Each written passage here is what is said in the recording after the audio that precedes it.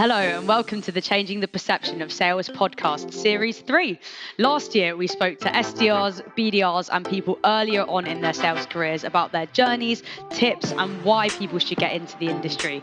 This year, we'll be speaking with sales and business leaders about their journeys, how they've made their success, and their insights into sales as an industry, especially what needs to be done to change the perception of sales. I'm Lizzie. I'm Kyle, and still for far too long, people have just been falling into sales. Through this podcast, and by having conversations with industry leaders, we're looking to continue to change the perception of sales and make it a career of choice.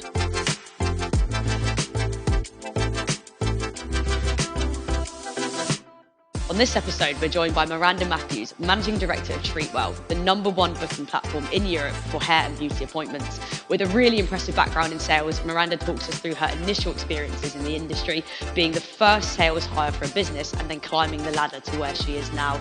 She talks us through the challenges she's faced, how to deal with the pressure of sales, and her drive and ambition and how that's helped her forge her success. She also tells us about the importance of living and breathing your values and staying true to yourself. Hope you enjoy. Welcome to this episode of the Changing the Perception of Sales podcast. And today I'm delighted to say we are joined by Miranda Mathews. Miranda, thank you very much for joining us today. Thank you for having me. I'm excited to be here. Absolute pleasure. And just to kick things off then, Miranda, it'd be great if you could just, for the listeners, introduce yourself, tell us a bit about you, who you are, and where you currently work. Sure. Like you said, my name is Miranda Mathews, so I'm the MD of Treatwell for the UK and Ireland, and I've been here for about a year and a half, and I've been in sales practically my whole life, so I'm sure we'll get into the details in a second. Sales your whole life. That's what we like to hear, and we absolutely will be unpacking quite a lot of that journey today. And on this particular series, we're focused more on people that are kind of in more senior leadership roles within their sales career. But what we like to do is really start at the beginning and where it all started, Miranda. So I guess how and why did you get into sales and into the industry in the first place? Well, I love talking about the beginning of things, and the very, very first thing that I always track back to is I remember selling at my primary school, probably selling chocolate almonds as like a fundraiser. I don't know how old I was. I was very young. I don't know, maybe 12 or something, like, and we had this competition where everyone had to fundraise, like go door to door, sell these chocolate almonds, raise money, and I just loved it. It was something that I felt like as long as I put my mind to it, I could win, and that just made me super excited. So I guess I track things very much back to that chocolate almond situation. But no, in all seriousness, my mom, when I was growing up, was in retail sales. So she was a store manager for a clothing company, and I just watched her sort of progress through her retail sales career. And I very much learned a lot from her. And then when I started working, when I was in my teens, I also went into working in retail, different clothing companies, and department stores, and that's really how I got started. Brilliant, thank you. And at this point, I would actually normally ask, can you remember your first sale? But given it was chocolate almonds at the age of 12, that would be an incredible memory that you would have there. But can you take it back and remember your first ever, I guess, professional sales pitch or sale that you made then? I worked at a retail store in a mall called Square One in Mississauga in Canada, and I was at Tommy Hilfiger, and we didn't make commission, but we had very intense quotas, um, and I just remember being super nervous and like uncomfortable. Felt like a more professional, serious environment to sell in, rather than just kind of a little bit scrappy going door to door, asking my friends to buy stuff from me. But it you fall on your face, you make mistakes, it doesn't work, but then you just have to turn around and do it again. And even at no matter which business I was working for, when I was going through different retail jobs, going to different stores, you kind of had the same thing. And when I went to work for Ritual as like a tech company, I remember making my first sale there. I feel like every time you make your first sale somewhere new, selling something new at a different company, you always fall on your face, but it doesn't really matter. You just kind of get up and turn around, go again, and then you figure it out. So it's kind of the excitement about it too. Yeah, brilliant, good, and we'll come on to Ritual in a second as well. But what do you think it was? You mentioned a bit before about the winning as well, but just from such a young age, selling chocolate almonds, in retail as well. Like, what was it about sales that really kind of drawn you into it? I think When I was younger, everyone tries to think about what they want to do when they grow up. And obviously I had my mom as a role model, and crazy ambitions when you're younger about what you want to be. I think I want to be a zoologist or something, something random that's not something that obviously anywhere near what I'm doing today. But it was kind of a process of elimination for me. So wasn't interested in going into sciences or maths or any of the other, you know, a lot of my friends went into healthcare or law as I got older. But for me, I was just very interested in business. And to me, everything, even when I was younger, just made sense. And I loved the practicality of business and how I'm a consumer. So I interact with businesses all the time. And I just very, very much felt aligned to wanting to be on the other side. And obviously every business needs to sell. So that's kind of how it all, I guess, comes together. Brilliant. Something I can resonate with a lot actually is just the curiosity as being a consumer, just naturally wanting to understand how business actually works. And I think sales is a great way to go about that. And I love what you said at the beginning about your journey in sales. Sometimes people think of sales as just the typical either car sales or it's an SDR in tech sales. But actually from your journey, sales can be retail. Sales can be, selling sweets or candy when you're younger as well. And I think it's a skill and people don't realize that. And that can be part of us changing the perception of the industry as well. It's But a what would be huge good skill. to, Sorry, yeah, I'm interrupting you. go no, It's go for it, go for it.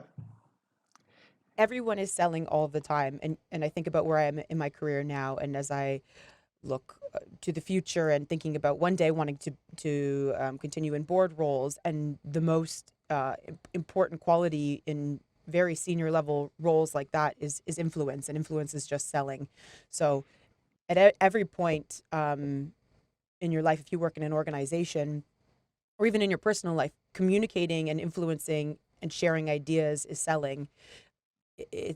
Sometimes there's this weird, I guess, old school mentality of greasy sales, pushing something that that isn't right for the end user or for the customer. But really, if you believe in your idea or you believe in your product, then you're helping someone. Selling is just is helping people. Someone on my team said this a long time ago, and it always stuck with me. But if as long as you believe in what you sell, then selling is amazing. You get to help people.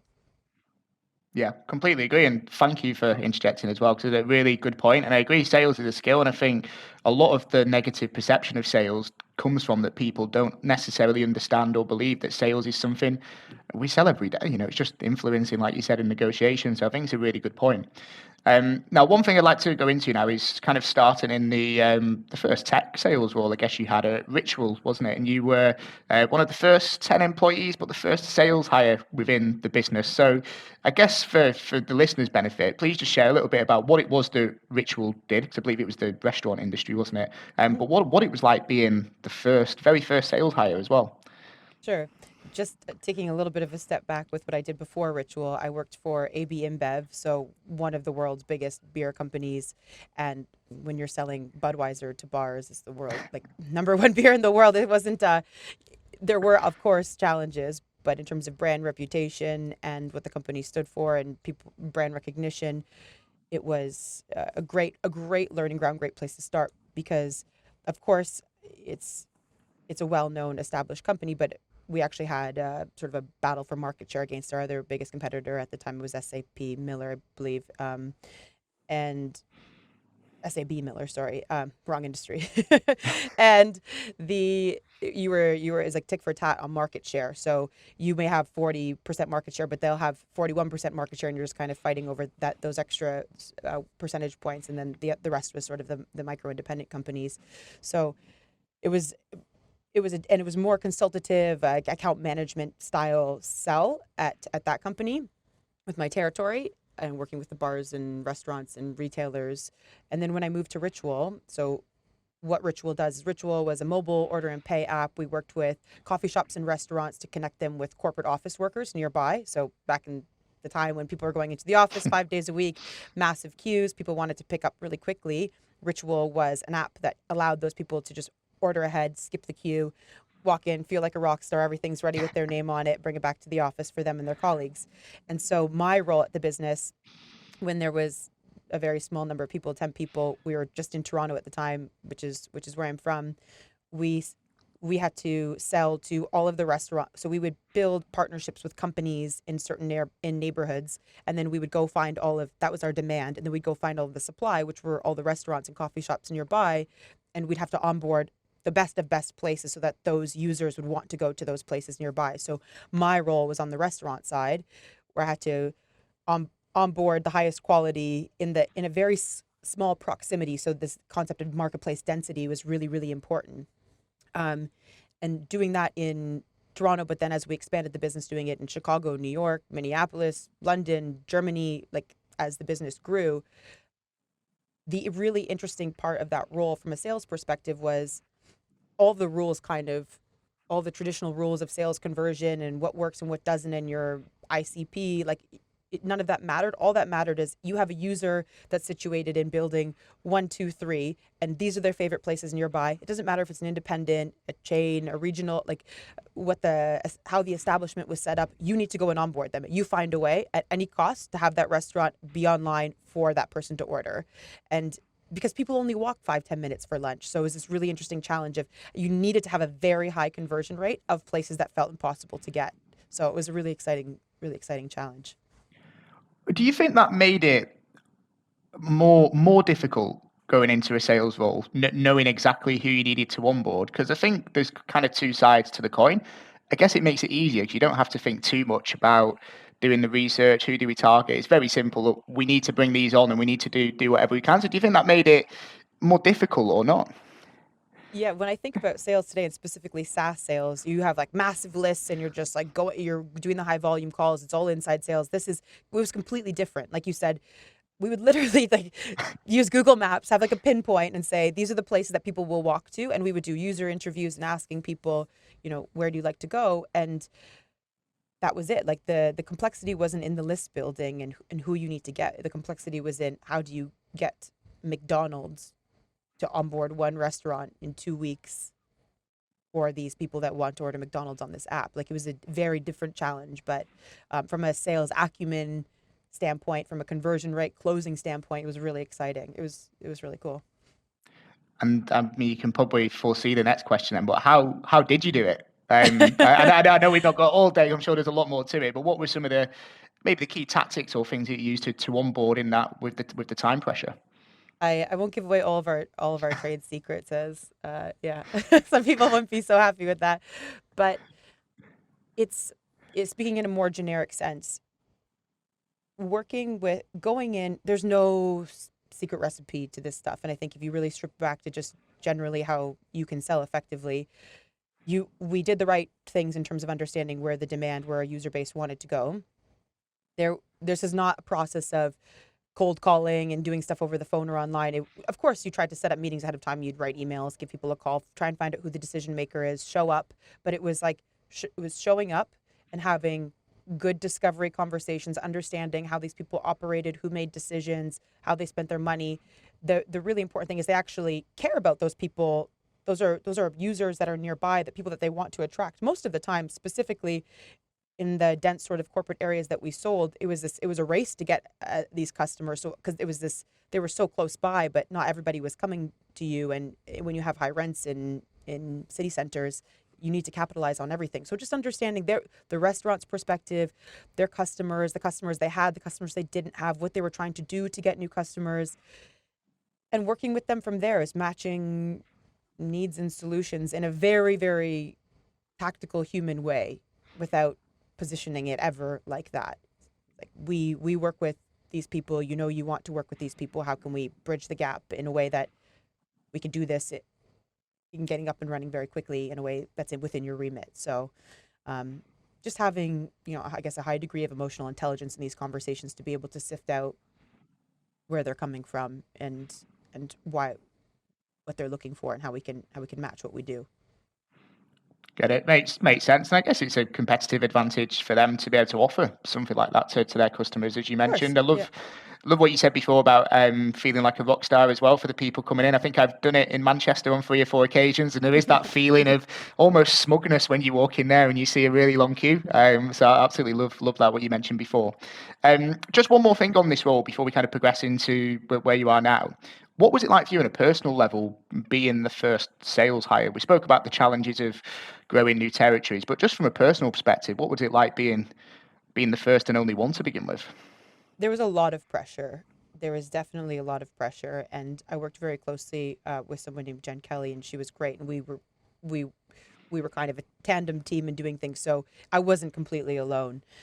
And we being such an early employee, you're not just you don't have one role. You do everything. You're responsible for everything, and obviously the investors buy into the business, into the business model. But you have to prove that it works, right? So if you can't sell, if you can't onboard partners and match supply and demand, then you can't generate revenue. Then your business can't exist. So, and it all starts with in that business and many marketplace businesses, it starts with supply. So there was definitely a lot of pressure, but I think I really thrived in that situation. I think we both did in that it was it was tough. It was a tough challenge. It was a tough problem to solve, but we didn't take no for an answer, and we were really relentless in our approach. And that's what was also so satisfying about when it did work. And and most importantly, we truly believed in the product, and we saw the value that it added, both on the user side and on the partner side. Like the business model was strong, everything worked. So we had that, um, confidence when we were going in to sell, because we knew it was genuinely benefiting everyone. And kind of goes back to what I was saying earlier around selling is just helping people. And if you believe in what you're doing, then people feel that. Yeah. So it's a really interesting point, and I won't delve too much into the pressure side of things. I know Lizzie's gonna come on to that shortly as well, because that's a big part of working and something you have to deal with in sales as well. But just one thing on the transition from your previous role before Ritual, two very different roles. One working for the market leader or one of the market leaders versus one that was a relatively or new product at the time. What was it that made you want to even make that leap of faith or that change in the first place? A lot of people would just go, big market player, yeah, it's got its challenges. We're competing with market share, but I could stay maybe a bit more comfortable here. What was it that made you take the big change? I think it's what you just said. It was very comfortable. I was there for, I think it was around 5 years, and I was just hungry to do more. And I remember getting a call from a recruiter to talk about Ritual. It was very ominous, no name, no details. And then I remember meeting the team and thinking it was a huge risk. I took a huge pay cut. I had to give up my company car, amazing perks. All my friends worked there. It was at AB InBev, and it was comfortable. It was fun. It was great. But I have a lot of drive, and I have a lot of ambition and want to continuously be pushed and become better. And I got excited by the idea of it. And when I met the team, the founding team that was there, I was like, you know what?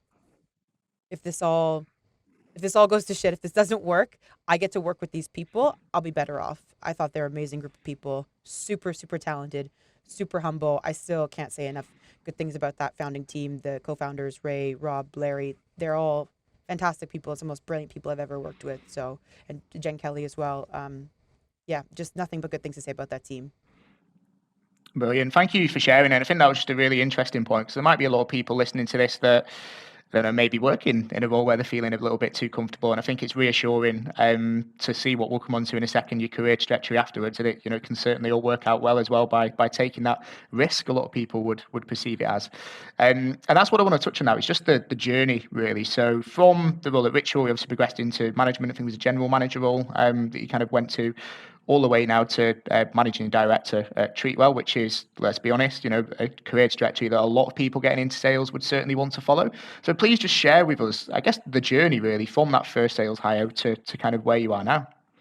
Sure. I think there's ebbs and flows, right? It doesn't all go uphill in this at the same rate. And there's definitely like plateaus and periods of frustration where I wasn't making progress the way that I wanted to. But for me, I spent a lot of time at AB InBev and at Ritual. It's 5 or 6 years each. And there's something to mastering what you do that's really, really important. And I see a lot of people moving around a lot these days, and really just sticking it out and becoming, I'm not saying, don't stay in a place that's a bad environment. That's not the right thing either. But if you're in a place where you can succeed, your success is within your control, you you should see it out and make sure you get better and you progress yourself, regardless of your levels. There's many times where I didn't get the salary raise or the title change that I wanted to, but it didn't matter because I was getting better and I was learning and I was growing. So really just being able to stick it out a little bit is very important for your own development, and if you can find opportunity to round yourself out. I remember there were some periods of times where I'd just done very straight, like sales, sales, sales, and I wanted to do some operations. So I led the operations team for a little bit, just to become more well-rounded as a salesperson as well. And I wanted to become a bit more of a generalist. But even as you become a generalist in a commercial role, you are very sales focused always. If you don't sell, nothing works. So I think being able to master, to round yourself out is quite important. And then when I was at Ritual, it felt like I worked for 6 different companies because I worked in so many different. I got to travel a lot. I lived out of a suitcase, and I worked at different levels with different people in different places. So there's a lot of like dynamic experience I had throughout that company. And then something that happened at Ritual. Obviously, like I said, we were a mobile order and pay app focused on corporate office workers standing in queues for lunch Monday to Friday. When COVID happened, it was horrible, right? Our revenue took a nosedive. We really had to pivot, but we built a SaaS product for restaurants overnight. And we had to really shift the business from marketplace first to becoming a SaaS company. And that transition was insane. We learned so much and what it takes to do that properly. I joined Treatwell for many reasons, but one of the reasons that I joined Treatwell was because we're going through that same transition of being primarily a marketplace to becoming a SaaS first offering. And there was a lot of things I learned at Ritual that I was like, yes, of course, different industry. Restaurant industry is very competitive. So I would argue that even it is more competitive, more mature market into to what the beauty industry is. But there was a lot of learnings that I could apply from that role to this role here in a leadership perspective, and specifically how to be sophisticated with your sales approach. Brilliant. There's a lot to potentially unpack there as well. A lot more detail we could go into. One thing I just do want to touch on, what you said at the beginning, is really poignant in that a lot of people maybe jump around a lot or should stick it out. And what advice would you give for anyone listening to this, that, or any ideas on how does someone know when maybe it is a bad environment, it's not the right company, versus maybe actually it's them not doing enough? I love If that you that asked makes this sense. question. Yes, I think it's a very, very good question, and I think it's important to get into the detail and like the nuance in this, because sales is inherently stressful. You will be stressed, you will be anxious, and it is okay. It is human. It is normal emotions. The amount of times you need to take care of yourself too, and for me, it was a learning process, and there were so many days and nights that I was done. I cried. I was upset. I remember many times just like coming home and like laying on the floor, and I was just like, I can't move. I'm like paralyzed by stress. I just need to lay on the floor. But I wasn't I wasn't dying. I was just overwhelmed, and everything has a cost. To excel, to develop, to become great at something, it's not for free. Like it wears on you. It's difficult, right? So being able to work through that difficulty and knowing it's just inherent and it's natural, like failure and stress and pressure, you will get through. It's okay. Finding ways to manage it. I'm obsessed with working out. I try to go to the gym as often as I can. I don't compromise I try not to compromise my personal well-being, because I know if I'm not taking care of myself, then I won't be in my top game to work. So you figure these things out with time. When I think it's time to, hang up your coat is if you're in a place that feels unhealthy and you feel like your values are being compromised, you're being mistreated, you're being disrespected, that's unacceptable. But if you're just stressed or under pressure, because that's inherently sales, then that's okay. Figure out ways to work through it, right? You'll become better for it. So these things they sound the same, but they're very different. Yeah, no, I think it's a really interesting point, and thanks for going into the detail. Because again, I think it's just such an important topic at the minute, and I think a lot of the reason people leave is that they maybe don't know. Like, is there a criteria? Is there a set of questions? We had someone on a previous episode that kind of listed a set of questions that everyone should ask themselves to determine whether it's actually them or maybe the business that they're in. Hmm. But I think I completely agree with look after yourself. If it is just pressure, you're probably going to get elements of pressure, particularly in sales anyway, in any job. So find ways to deal with it. And life. Um, It's just, yeah, it equips you as to be a better person and to manage things better. yeah, absolutely. But just one more thing on, I guess, the journey really before Lizzie starts to delve into a few other areas. But I wanted to talk about the transition into leadership really. How did you find that transition from seller, but ritual, bringing on those two, being a leader responsible for people, and obviously now into an MD role? Like, how did you find and deal with that transition? It's a tough transition. I'm going through this. I've gone through this with a lot of my managers and leaders and directors as well. It's not straightforward and it's difficult to prepare for, especially if you're a peer and you move to becoming a manager of your peers. It's a difficult transition personally. I found the transition, it was quite natural the way that it happened at Ritual because I was on the ground doing things myself, and for many years my role was with in terms of market launching. I went in, I would onboard the first partners, but I would simultaneously execute in the market, but then hire and train the team. So I would go in, like, plant the beginning of stuff, plant the seeds, and then bring in the team, and then kind of lead by example and show them what we did, the playbook, how it works, train them, and then leave them. So it was kind of this interim leadership, interim management that I got started. So it was a really nice stepping stone for me, and then that's really carried on to the way that I lead now, where I feel I very much want to always lead by example, and I very much have been very executional through all my roles. So but it's also tempting to be too executional, where you need to step back because if you don't take care of the other stuff, nobody else is. So finding the balance of leading by example, being on the front lines, being in the weeds, speaking to customers. You can never remove yourself from the day-to-day of your team. If you don't know what they're up to or their problems, or if you can't do that the best, then how are they supposed to respect you? And I really strongly believe that you need to be the best salesperson on your sales team to be a respected sales leader.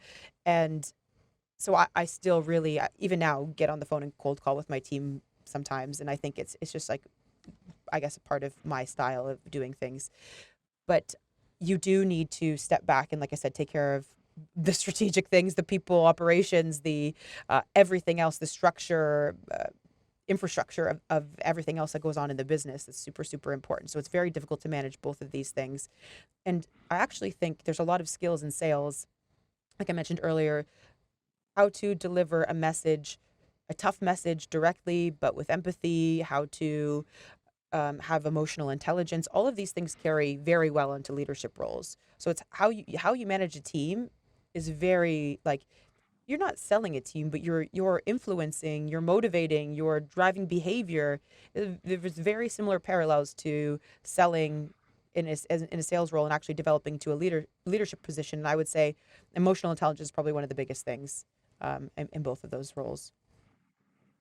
Brilliant. Really appreciate you sharing the detail now. But one thing I do just want to touch on, just because it's a really interesting point, actually. A lot of the advice, and speaking to a lot of sales leaders and directors, the advice, or what they say, is they actually try to remove themselves from the day to day almost. And what you kind of said there was the opposite. So I'd just be interested to hear a little bit more about maybe what you do to stay on the front line and just the reasons behind it. Because again, it's something that we don't really hear too much, and I think it's an interesting point. You have to remove yourself so that you can take care of everybody else. If you don't have the foundation and the level of support and the infrastructure to support your team and just executing in their roles, that comes first because you owe it to them. If you don't do that and have that in the right place, then it will fall apart for them. And I really believe in the concept of servient leadership. You're there to serve your team, you're there to support your team, and that's the priority. If that is in place, then get in there with them. Like, it's the quickest way to generate respect. And also, you need to be connected to your customer. If you're selling and you don't know the way that your customer thinks, behaves, feel, and it will always be through broken telephone, through logging in Salesforce, or through recordings or systems that you have to track or transcribe how things go with your partners or your customers. It will always be you're hearing that from somebody else. But if you can be in touch with, if you can see things for yourself, it's really important. So there's a lot of benefit of motivating the team and also being truly firsthand connected to the customer. that provides a ton of value. Every single time I go into field or I am on the phone with the team, I learn something every single time that then helps me with our strategy, that helps me with other stuff happening in the background, with whether that be sales strategy, marketing strategy, overall commercial strategy for the whole business, pricing. I think there's so much value to it. So in everything, it's a cost value trade-off. Of course, there's a cost to doing things manually or being in the weeds or on the front end, but there's a huge benefit that's worth it. So yeah, that's my Yeah. thoughts on it. I like it. It's interesting. Just 'cause it almost, I wouldn't say it goes against, but it's maybe something that other leaders maybe haven't thought about. I think it's a really, really interesting point. And then just lastly on the leadership perspective, I think a lot of the maybe stumbling blocks or barriers to growth a lot of the time are businesses being unable to generate or develop other leaders within their business. So just be keen to get your advice on maybe what you've done or what businesses can do to develop other people into leadership positions.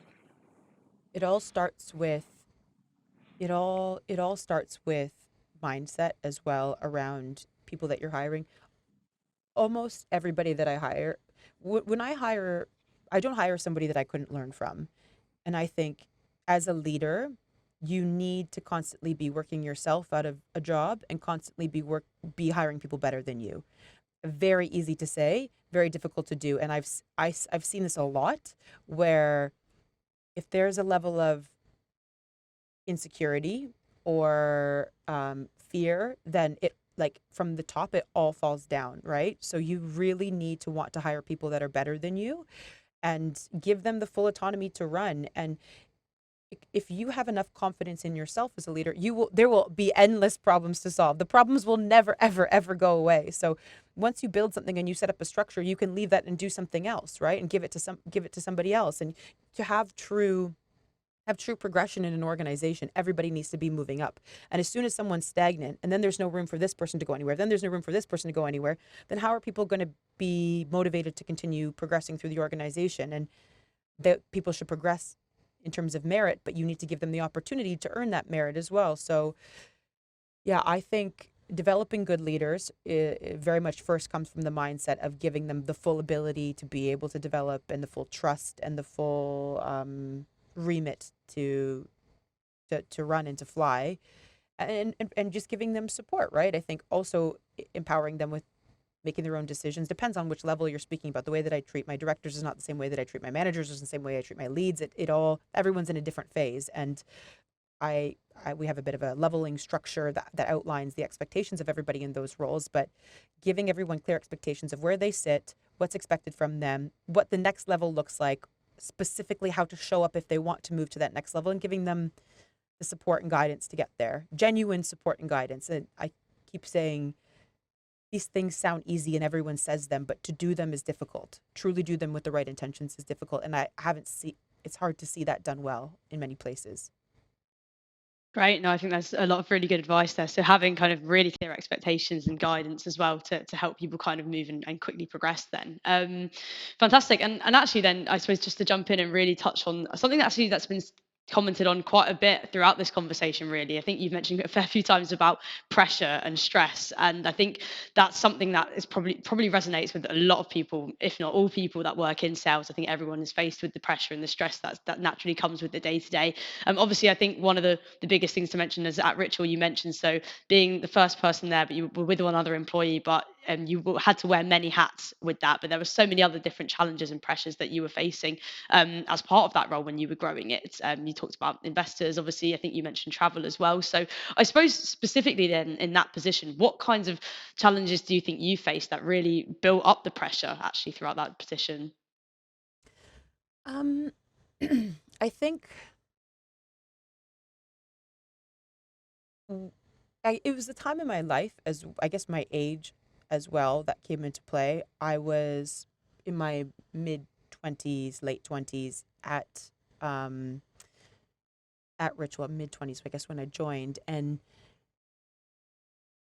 you have to prioritize what matters. I think the thing that I loved about that business, everyone was very good. It was a very, very talented team. So everyone was rowing in the right direction at the same pace, which was a very, very fast pace.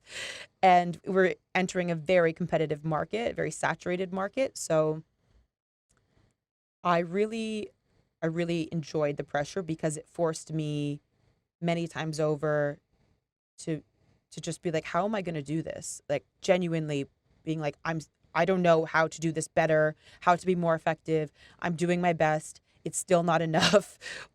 Like, what do I do? And it really forced me to prioritize things in my personal life as well, where I kind of, for lack of better words, had to sort of cut the fat on things that didn't matter to me. So it made it. I'm not saying that. Yes, I did work a lot, and I traveled a lot, but it was also an amazing experience. I got to travel with my friends that we were launching cities with, and like it was truly an amazing experience. We did enjoy ourselves as well, but you need to really prioritize everything in your life to get super focused to hone in on like critical thinking and problem solving to get better. So it was great. It like really benefited me and like gave me a lot of opportunity, and being under that much pressure like forces you to break in a positive way. It forces you to like you snap. You have to figure it out. Um and I am proud of myself for not, and I don't really say that often or really ever, um that I didn't give up. There's many times over I just wanted to like throw in the towel, but just force yourself to think about things differently, and you have random aha moments where you realize, oh my god, what if I just try it this way or just tweak that a little bit, and then it works. And there's many of the moments where things worked in my career, strategic decision making within different companies. It's just like you try so many things, doesn't work, and then something just clicks by being perceptive about what's going on and always trying to evaluate and reflect on stuff, and then something clicks, and then it works from there. And those little moments are what you're really waiting for to really accelerate. Absolutely. And actually on that then, what really motivated you then to kind of cope with the pressure and constantly be critically thinking and being very solutions focused in that? Because I can imagine a lot of people when faced under immense pressure, lots on their shoulders, obviously there is also potentially physical exhaustion of traveling and Mhm. a lot and working a lot as well. A lot of people would say, is this really worth it? Or what am I really doing this for? What kind of motivated you then in those scenarios to just keep pushing forward?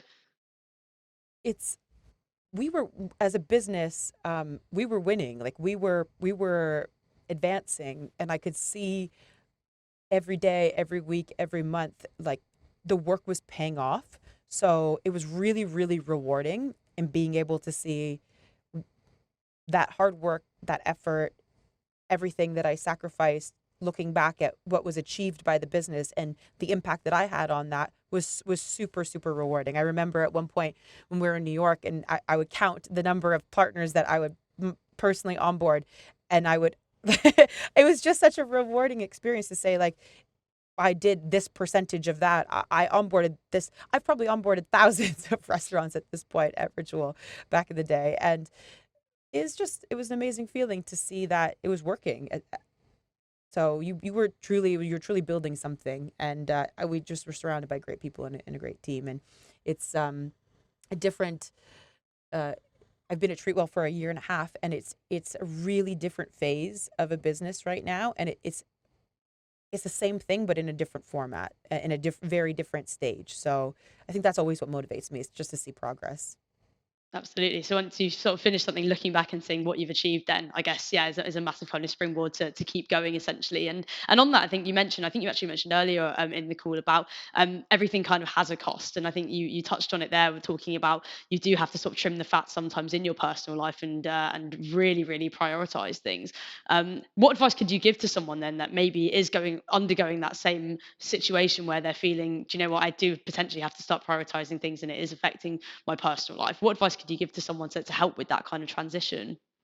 Yeah, everybody is different in what they're what they value in their lives and what matters to them. And I'm very cognizant of the fact that work has always been a massive part of my life and probably will always be a big part of my life. But it's because for me, work is not work. Work is something I will always do, something that I believe in, that I give my whole self to. It's a lot, but at the same time, it gives me a lot and brings me a lot of value. And like I said, if I'm selling, if I'm leading, I feel like I'm helping people. And that's really, I hope that to be my life's work, really. And so if you, my recommendation is you spend so many hours working, really try and do something that you care about. And like I mentioned, people moving around a lot in the last 10 years, and you could see, big tech companies being funded in major ways, and a lot of people run for salary. But what is salary there for, right? Salary is there to pay your bills and to give you opportunity to do things that make you happy.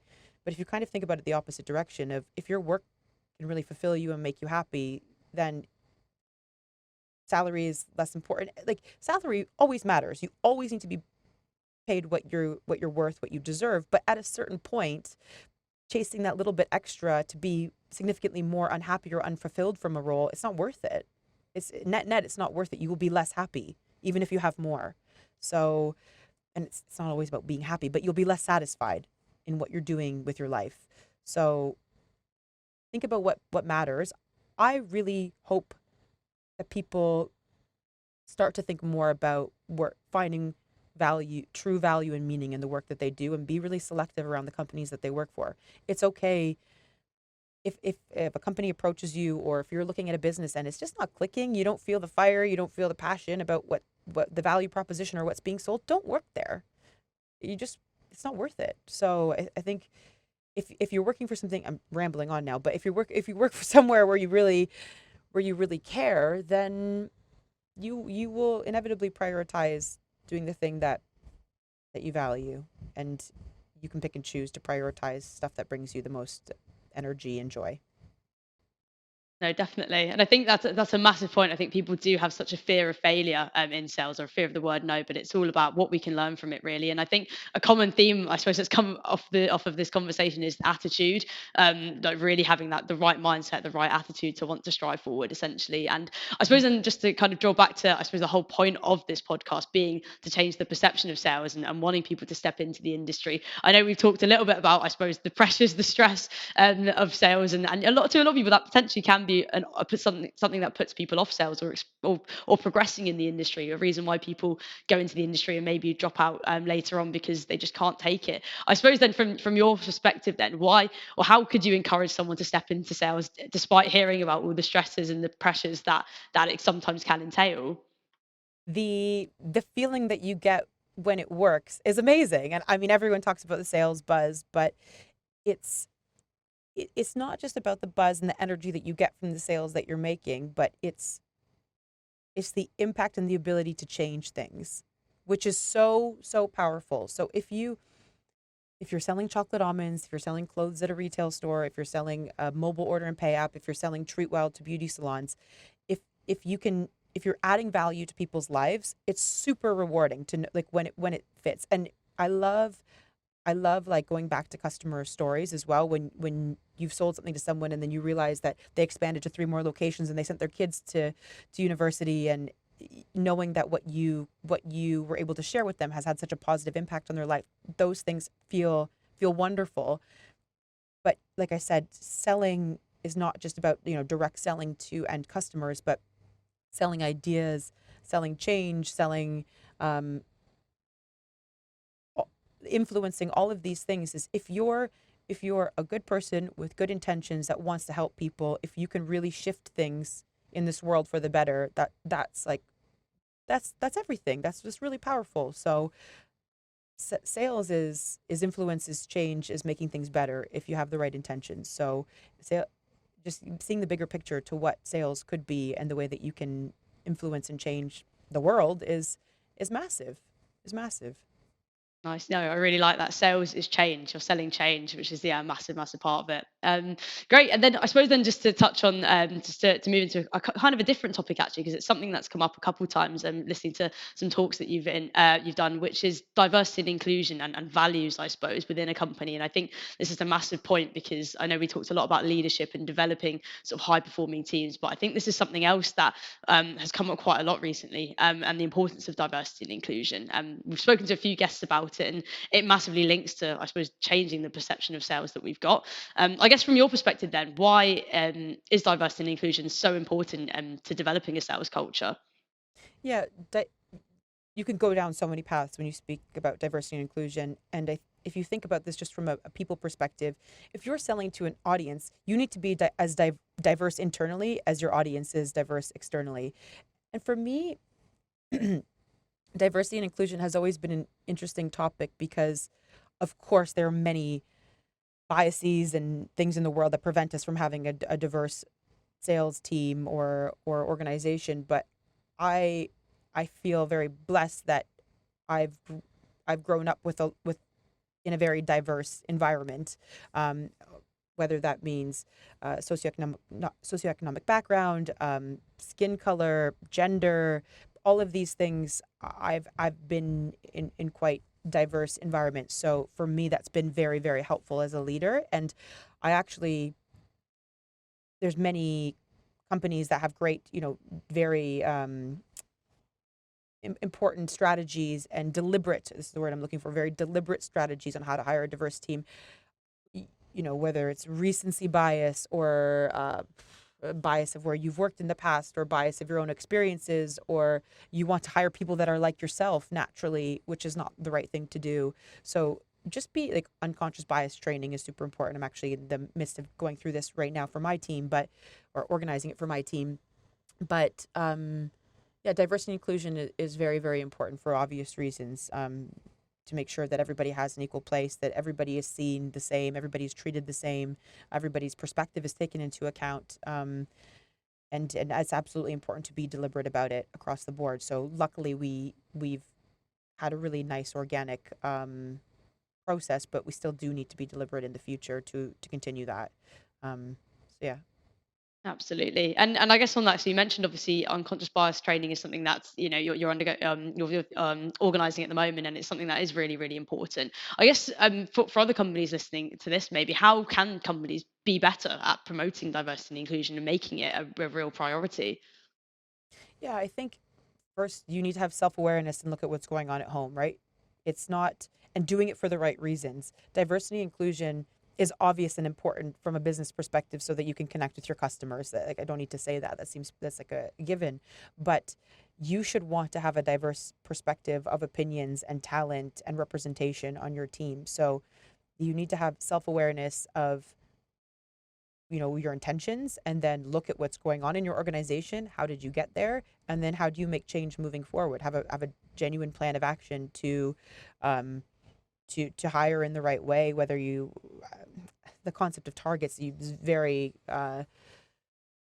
what's the word, controversial.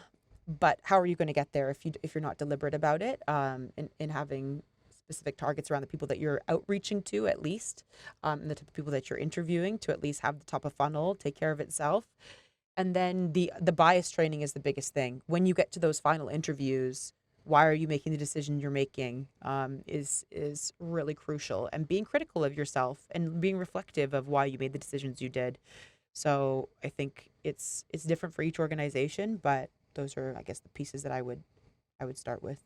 Absolutely, yeah, definitely. I think being critical is a massive part of it, and as you said, looking at what's going on at home. And then I guess finally to touch on then with Treatwell, and I think another thing that you come up with previously about something you're passionate about is values really, and having a look at Treatwell. You have really strong values then about sort of succeeding with each other, going beyond, taking responsibility, and values is something that actually comes up quite a lot in sales teams and organisations. I guess how important are actually having strong values in a team? It's everything. So having strong values as a person, as an individual, and as a company are super important. And what's really key is that those two things match up, and that your personal values are reflected in the company's values. What's really tricky is those values, for them to not just be on the wall. And it's really key. The hardest thing is to keep people accountable. I really strongly believe in that, and it's quite difficult. The way that I have it set up right now is, when we do performance reviews or one-on-ones, we have two sets of criteria that we measure, strong performance on. It's results in terms of KPIs and what you're hired to do and what you're supposed to be achieving on a day-to-day, month-to-month basis. But then it's also the values. So we have a rubric, a specific sheet that says, these are the values in which we have, and this is explicitly how it shows up. Rarely, often, and always. And you literally write out, you put the team before yourself, and you need to list out examples. And we just like are very explicit about how these show up in different ways, so you can have really strong conversations, and you make the conversation around values significantly less subjective and more objective. And really, you want to be careful. People take things very, it's not personal, right? I think people can get very offended easily if you're not living the values of the business. But this is a business. This is, how we operate, like having the right level of radical candor so that you can have honest, direct conversations around how you perceive things. The way that you perceive things may not be reality, but you need to share the way that you see something and the way that you saw something show up, and have a good conversation around maybe that wasn't that person's intention. They didn't realize something was coming off the way that it was. So just going deep with values, being really explicit around what they mean, how they show up, and then having those tough conversations around where it differs.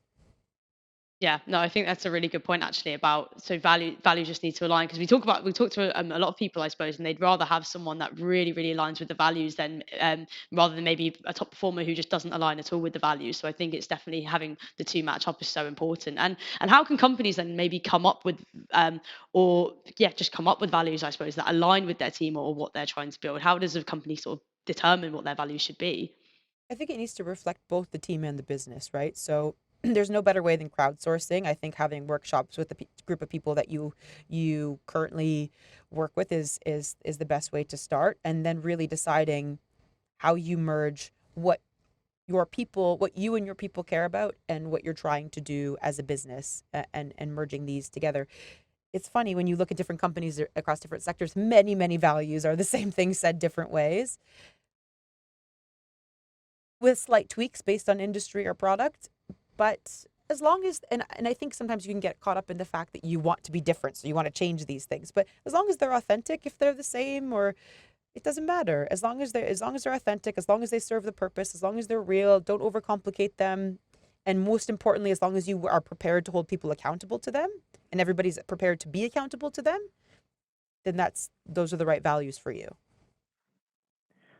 There's a really good point on the values as well, as to measure how effective they are rather than how obscure or different the values are. Actually, as long as they're authentic, being adhered to, people buy into them. And I think getting them involved in coming up with the values, a good way of doing that as well, is really key. Now, we used to call this part quick fire questions, Miranda, but they're kind of not designed to give one word answer. So let's save final questions just as we come to wrap up and come to the end of the conversation. So one we always like to ask, just because a lot of salespeople are listening to this to learn actually. What's the one book or podcast that you would recommend that any salesperson, but just anyone with an interest in business to read or listen to? Ooh. I mean, I'll give you one book and one podcast, and I hope I remember the author. So, How to Win Friends and Influence People, absolute classic, very valuable. I think it's Dale Carnegie. I think maybe Dale Dan? Carnegie, yeah, that's the one. Dale, okay, yeah. And podcast, I love How I Built This by Guy Raz, and it's not specific to sales, but it's just super inspiring, and you can see that every entrepreneur and every business needs to be able to sell. Not listened to that in years, actually. So that's just a reminder for me to get back. I forgot it even existed. So that's a good recommendation. What's the best piece of advice you've ever received in your career? Best piece of advice. I think just being true to yourself, right? This is so cheesy and I hate saying that, but just really remaining aligned to your personal values. So with what you're doing, and like I said, especially from a sales perspective, having true belief in what you're doing, true belief in the product and your team and your mission, and just remaining true to yourself, and then you'll just feel good, feel better, feel more motivated on a day-to-day. If something doesn't feel aligned, then it's not for you. Miranda, it's been an absolute pleasure. Thank you very much for joining us. Thank you for having me. It's been awesome.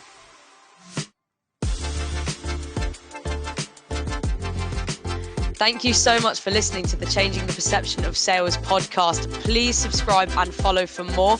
If you like this content, also please check out This Is Prime on all our social media channels, and also Kyle Gallagher and Lizzie Formisano on LinkedIn. See you next time.